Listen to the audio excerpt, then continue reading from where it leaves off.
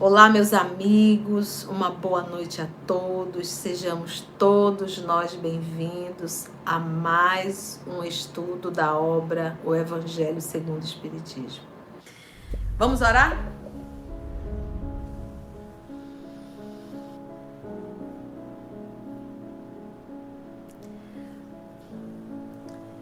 Então vamos iniciar fazendo a oração que Jesus nos ensinou.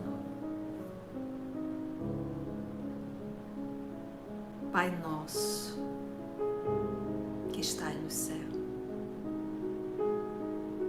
santificado seja o vosso nome.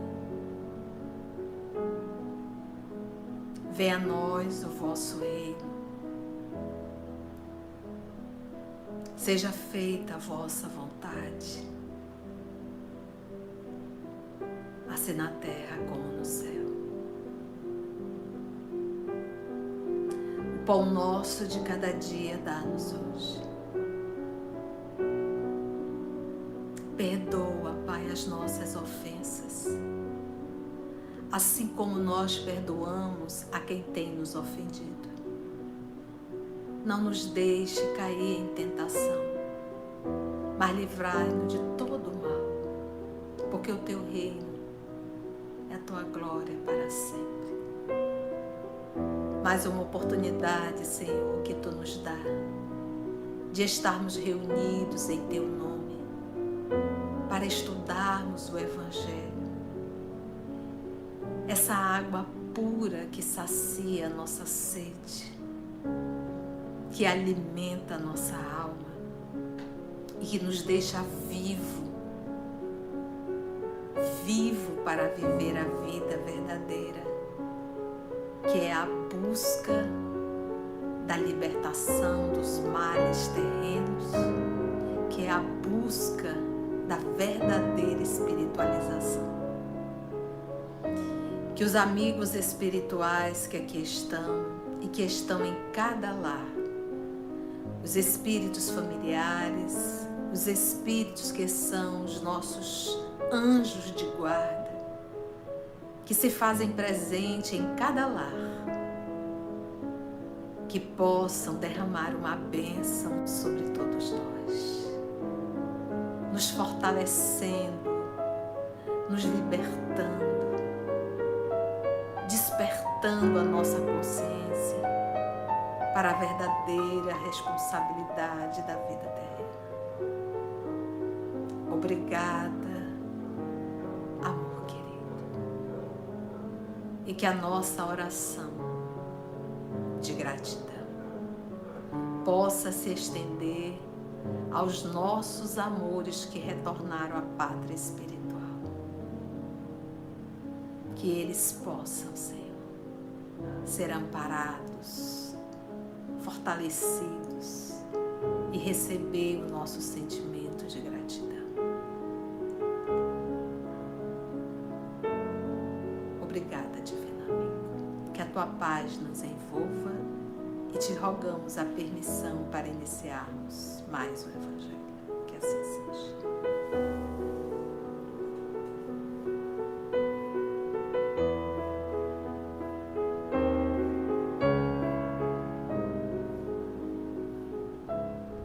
Vamos lá. Nós estamos falando sobre a indulgência. Começamos a semana passada, falamos o item 16, hoje vamos para o item 17, né? Lembrando, indulgência, disposição para perdoar culpa ou erro, clemência, misericórdia, absolvição da pena, ofensa ou dívida, desculpa, perdão. Então, eu posso colocar a indulgência ali como o ato de realmente perdoar. Eu volto a repetir. A gente percebe que as pessoas fazem o Evangelho e, ao invés de sair consolada, muitas vezes sai se autoflagelando. Evangelho não é para isso. O Evangelho, ele não é para o passado, o Evangelho é para o presente, é para o hoje. Ninguém pode mexer no passado. Ninguém passado. O que eu estou aprendendo hoje é para mim viver hoje. E a minha atitude mudando hoje irá refletir no meu futuro. De nada serve pegar evangelho para estar olhando para o passado. Aliás, serve para uma coisa, para obsessão. Basta uma ideia de culpa na cabeça, uma ideia. Você começa se culpando, uma coisinha. Se você estiver acompanhada, que normalmente estamos, de espíritos, muitas vezes, que perseguem porque não suportam o bem, porque não tem gente encarnada que não gosta do bem, se irrita quando uma pessoa faz o bem, não tem gente encarnada que se irrita de ver o outro fazendo bem, tem também desencarnado assim. Então, quando vê que a gente está lutando para se modificar, para se libertar dos vícios, vícios químicos, vícios sexuais, vícios morais, está se libertando, eles acabam fazendo uma investida um pouco maior. Basta um pensamento, exemplo, de culpa. Eles, peguei, esse é o gancho. Então, vamos fazer com que ele ele ou ela, a pessoa em si, cada vez mais se sinta mais culpado, mais culpado, mais culpado. Aí aquela ideia vem, a pessoa começa a chorar, começa a entrar em desespero, aí já caiu na armadilha. Mas quem abriu a porta fomos nós, com a culpa.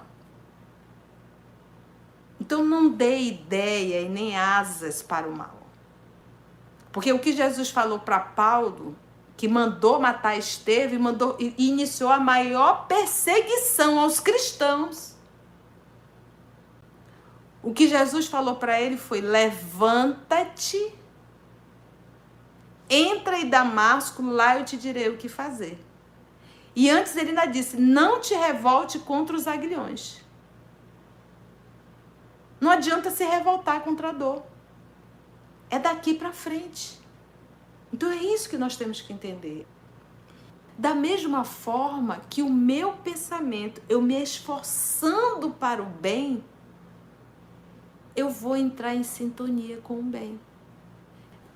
Item 17. Sede indulgentes com as faltas alheias, quaisquer que elas sejam. Não julgueis com severidade, senão as vossas próprias ações, e o Senhor usará de indulgência para convosco, assim como houver de usado de indulgência para com os outros. Ele está dizendo, sede indulgente com as faltas alheias. Ele não está dizendo, anua com as faltas alheias. Concorde com as faltas alheias. Se afilie às faltas alheias. Ele está dizendo para que seja indulgente, ou seja, perdoa, não te revolta, não persegue. Porque muitas vezes a gente pega um texto desse e acha que tem que ficar calado para tudo. A primeira coisa, tem que olhar a nossa posição. Sua posição de pai, sua posição de mãe, sua posição de dirigente de grupo. Eu sou dirigente de grupo. Eu vou estar vendo um erro e vou estar sorrindo? Quem cala, consente. Então, nós temos que ter posicionamento. Então, a indulgência é eu não me irritar, eu não me incomodar, eu não humilhar a pessoa, perseguir a pessoa, criticar a pessoa na frente de todos, várias vezes, com o propósito de humilhar. Todas as nossas atitudes, nós temos que avaliar o que está por detrás. Qual o papel, o porquê que eu estou fazendo aquilo. Porque muitas vezes nós fazemos com um único propósito, humilhar. Só nós sabemos o que está por detrás de cada atitude nossa. E a responsabilidade que nos cabe. Então você vai ver um filho errar e vai fazer de conta que não está vendo nada, porque você tem que ser indulgente? Não, a sua posição é de correção. Porque se eu me torno um perseguidor da vida alheia, isso não me torna melhor, isso só vai me tornar pior. Sustentai os fortes, animai-os à perseverança, fortalecei os fracos, mostrando-lhes a bondade de Deus que leva em conta o menor arrependimento. Eu achei tão legal essa frase, porque o que às vezes a gente faz? Nós, em nome da pseudo-caridade, a gente se irrita com os fortes e quer acolher só os fracos. A gente não faz isso. As pessoas que vão, que resolvem, que conseguem, que lutam, a gente se incomoda com elas. A gente até persegue. Sustentai os fortes. Animai-os à perseverança. Vai lá, você vai conseguir, você está conseguindo, você vai sim, vai dar certo. Então não é só com os fracos, é com os fortes também. Olha que frase. Mostrai aos fracos, a todos, o anjo da penitência, que é do arrependimento, estendendo suas brancas asas sobre as faltas dos humanos e velando-as assim aos olhares daqueles que não podem tolerar o que é impuro, né? Então, tem aqueles que não conseguem tolerar o que é impuro, em compensação, os anjos nobres. Gente, o acolhimento de Jesus com Madalena.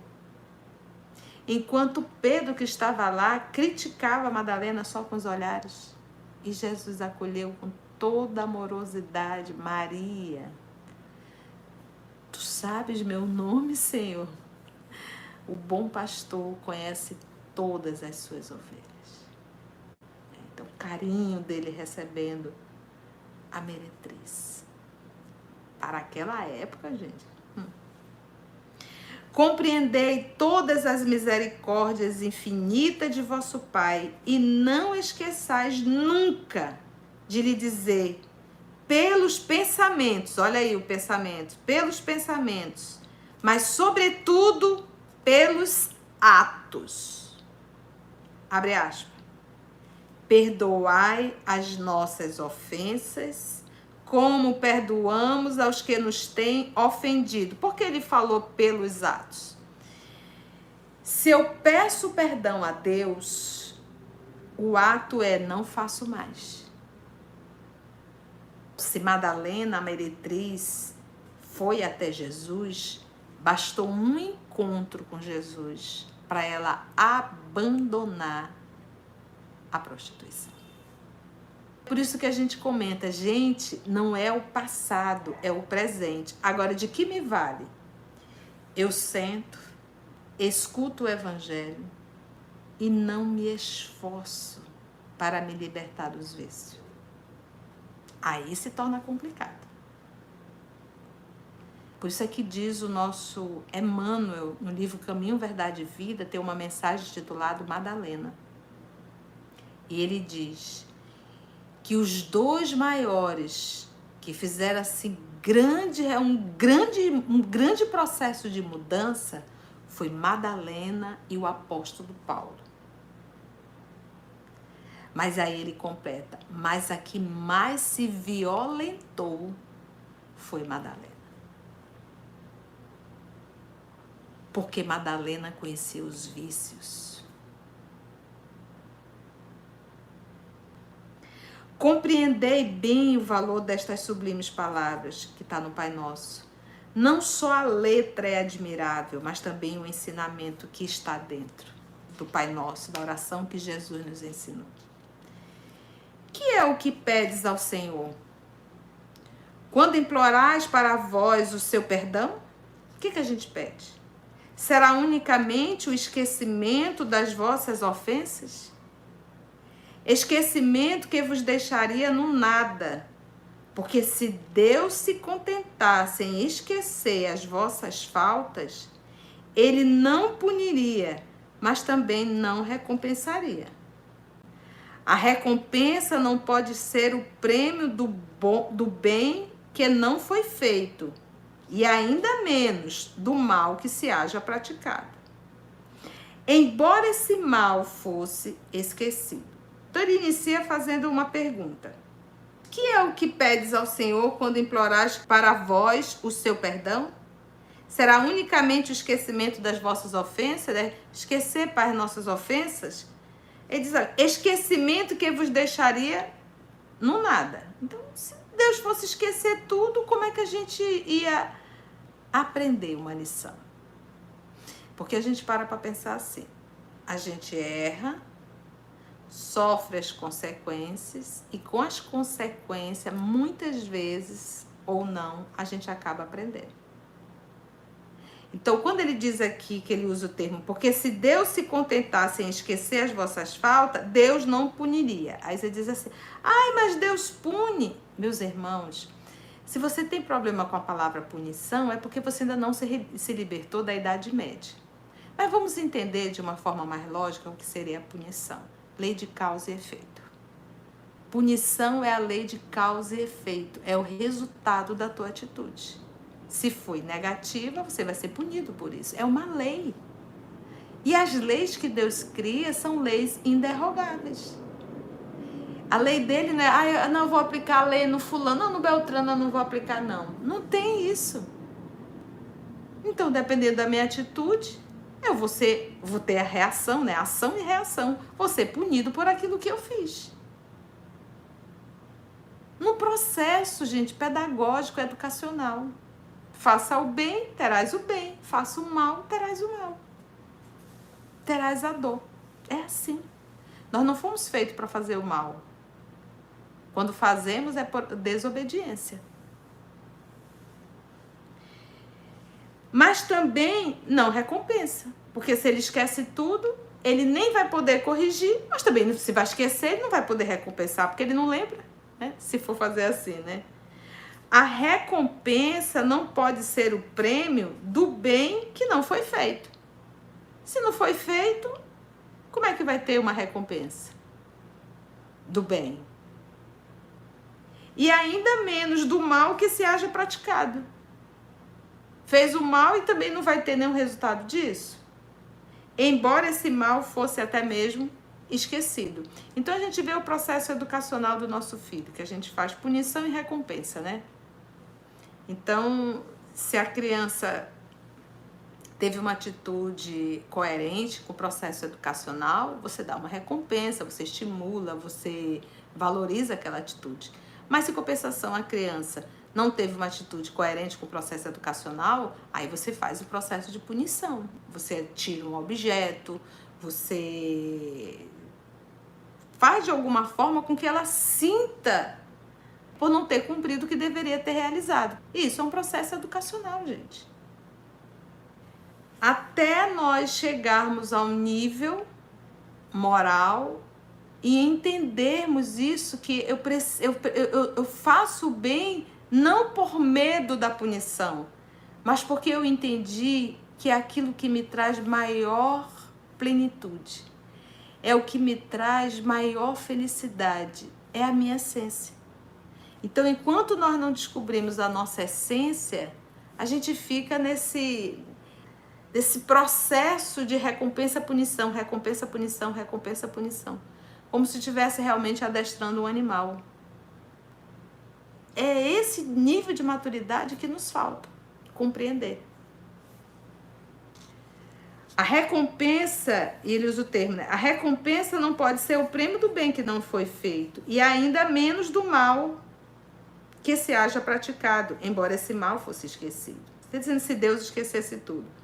Pedindo perdão para as vossas transgressões, o que ele lhe pede é o favor de suas graças, para não cairdes de novo. Diz, Pai, perdoa as nossas ofensas, ele me dá uma nova oportunidade, mas eu me comprometo em não cair mais, Pai.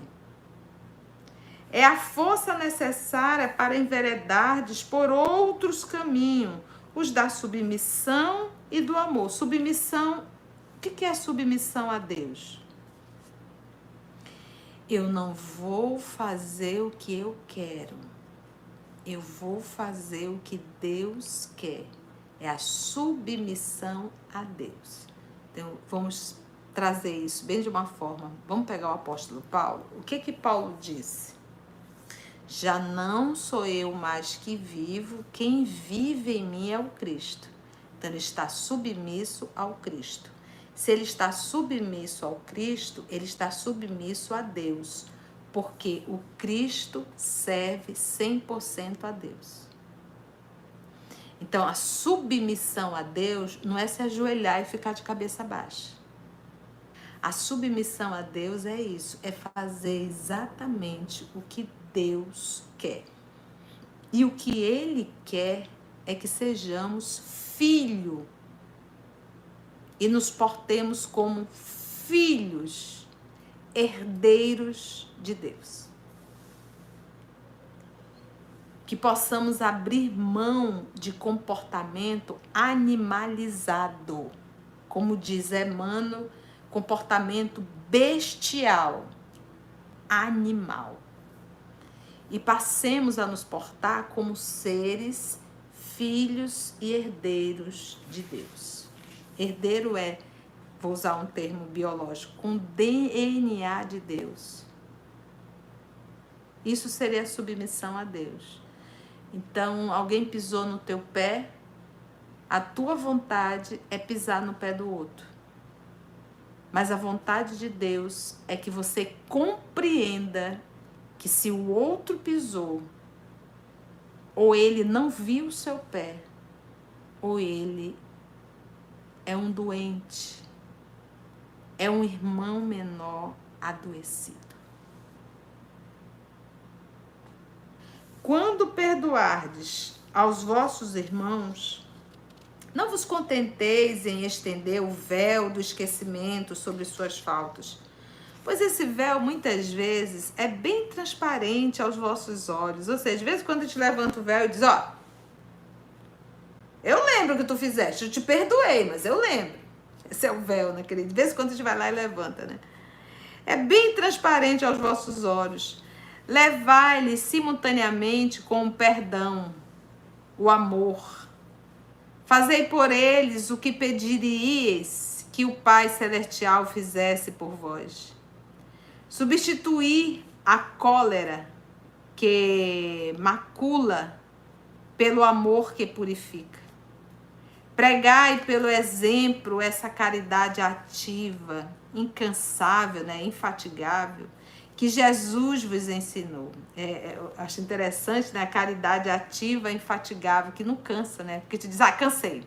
Não adianta mais ajudar, né? Infatigável, né? Que Jesus vos ensinou. Pregai-a, como Jesus mesmo fez durante todo o tempo em que viveu na terra. Visível aos olhos do corpo e como ainda prega incessantemente, desde que se tornou visível tão somente aos olhos do Espírito. Segue esse modelo divino que é Jesus. Caminhai em suas pegadas. Elas vos conduzirão ao refúgio onde encontrareis o repouso após a luta. Como ele, carregai todos vós as vossas cruzes e subi penosamente, mas com coragem, vosso Calvário, em cujo cimo lá está a glorificação. Essa mensagem foi de João, assina João, um bispo de Bordeaux, tá? 1862. Seguir esse calvário, porque todos nós vivemos um calvário, é luta. O dia que nós entendermos que as lutas do dia a dia que nós vivemos, primeiro que são passageiras, uma hora acaba, mas as lições vão ficando e a gente se fortalece. E a gente tem que entender que a vida terrena ela é muito breve, ela é só um pontinho em relação à vida, porque é só uma existência. Isso não é eterno. Às vezes a gente acha que tudo é eterno aqui. Não, não é, gente. É só um período. Daqui a pouco a gente volta para casa. Não é verdade? Vamos ver o 18? Caros amigos, aí ele repete novamente. Seja severos convosco, indulgente para as fraquezas dos outros. Então, ao invés de estar julgando o outro, eu tenho que estar me julgando. E lembra do que eu falei lá no início. O estudo é para mim. Sou eu que estou aqui sentado, não é para o outro. Então, quando eu digo seja severo, eu já estou julgando o outro? Não, é comigo. Esta é uma prática de santa caridade que bem poucas pessoas observam. Todos vós tendes maus pendores a vencer. Todos nós, eu, você, todos nós. Defeitos a corrigir, hábitos a modificar. Todos tendes um fardo mais ou menos pesado a alijar, ou seja, a tirar, jogar, despojar, para subirdes ao cume da montanha do progresso. Então, novamente ele fala nesse cume. Por quê? Então, vos mostrais tão clarividente com relação ao próximo e tão cego com relação a vós mesmo? Então eu sou capaz de julgar tão bem a vida alheia e abro mão totalmente de fazer um auto-julgamento, uma autoavaliação, que é o autodescobrimento, aquela conversa silenciosa no nosso mundo íntimo.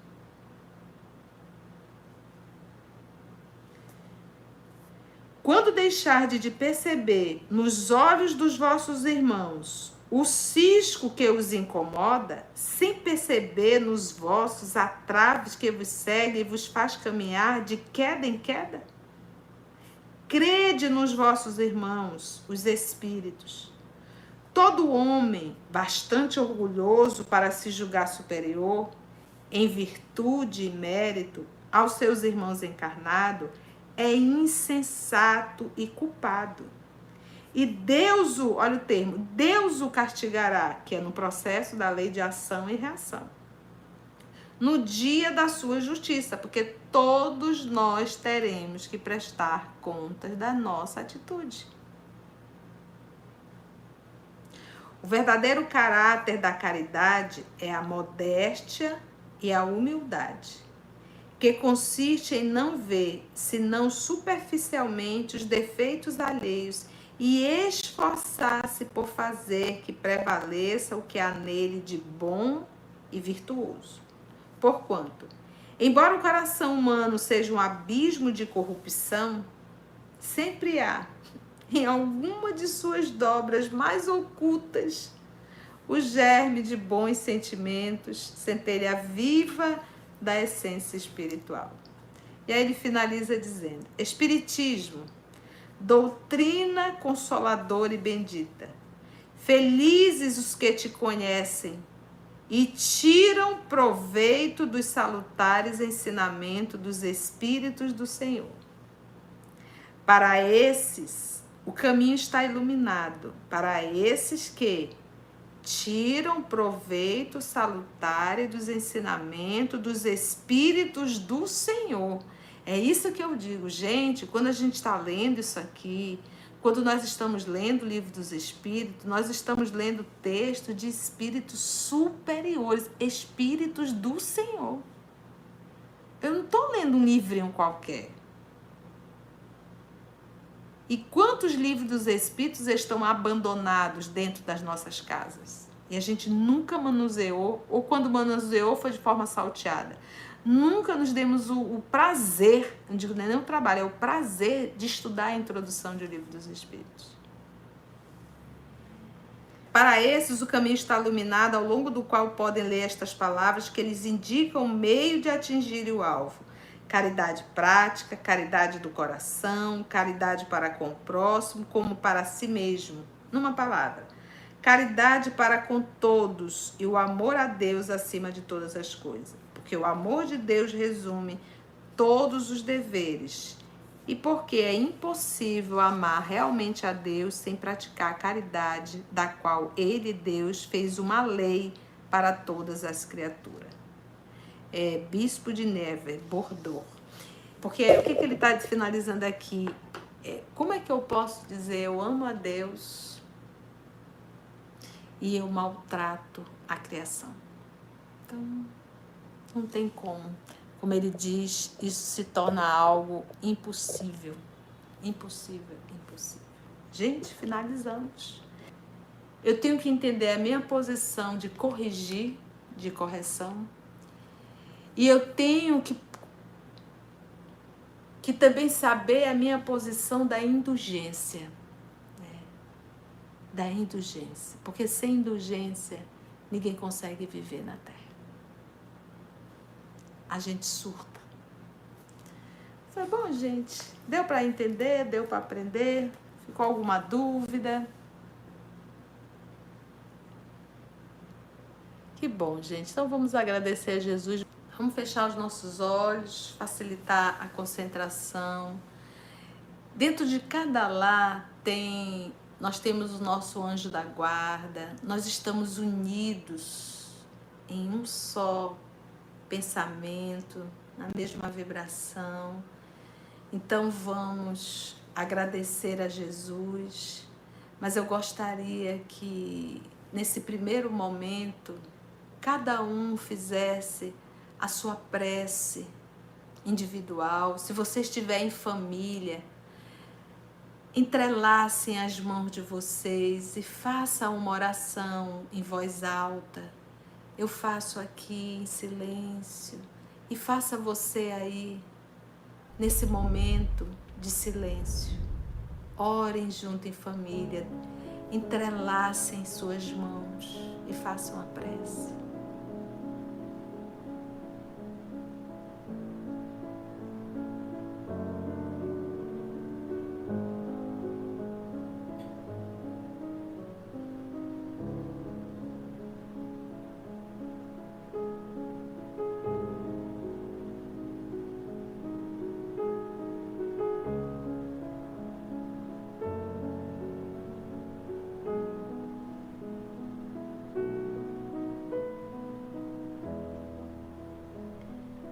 Nós te agradecemos, amor querido.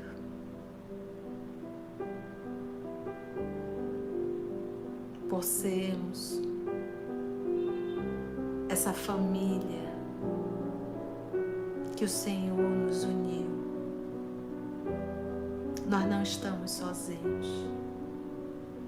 Estamos juntos, nos fortalecendo com o Teu Evangelho, Senhor.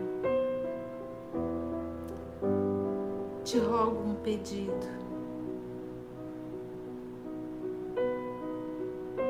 Ajuda-nos a sermos instrumentos nas Tuas mãos, Senhor.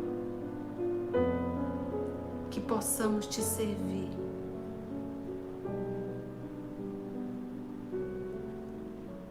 Que não venhamos novamente a cair nas mãos do mal, para sermos instrumento do mal. Já estamos cansados, Senhor.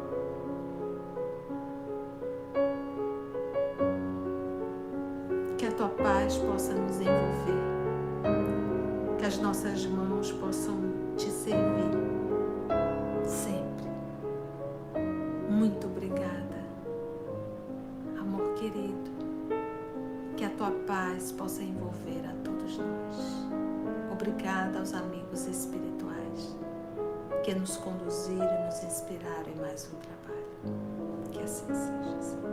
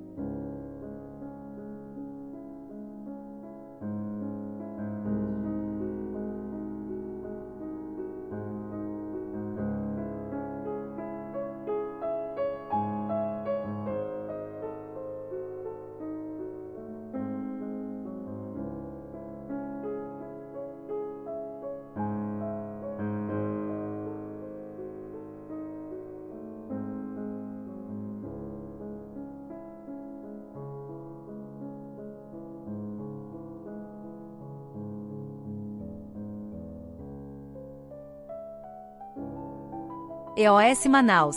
Estudando para servir ao Cristo.